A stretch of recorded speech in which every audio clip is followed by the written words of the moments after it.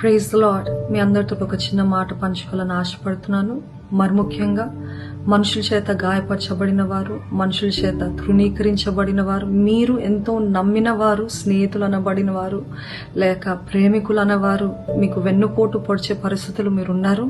అట్లాంటి పరిస్థితుల్లో హృదయం అంతా కూడా బద్దలైపోతుంది. కలవరము, బాధ, చేదు, ఎంతో ఆందోళనతో, వేదంతో నింపబడుతుంది. అట్లాంటి పరిస్థితుల్లో నేను ఒక్కటే చెప్పగలుగుతాను, యుద్ధము యెహోవాది. దేవుడు న్యాయం జరిగిస్తాడు. ఆయన న్యాయాధిపతి. మీరు మాత్రం నేను కూడా వారిలాగా మారుతాను అని మాత్రం అనకండి. ఎందుకంటే మీరు అదే రీతి యథార్థంగా, ప్లేన్ హార్టెడ్గా, నిష్కలంకంగా ఆయన దృష్టిలో ఉన్నట్లయితే దేవుడే మీ తలను పైకెత్తుతాడు.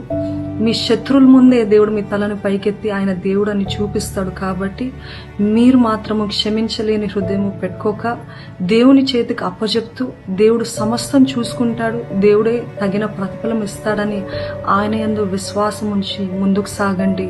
ప్రేమిస్తూనే ఉండండి, క్షమిస్తూనే ఉండండి.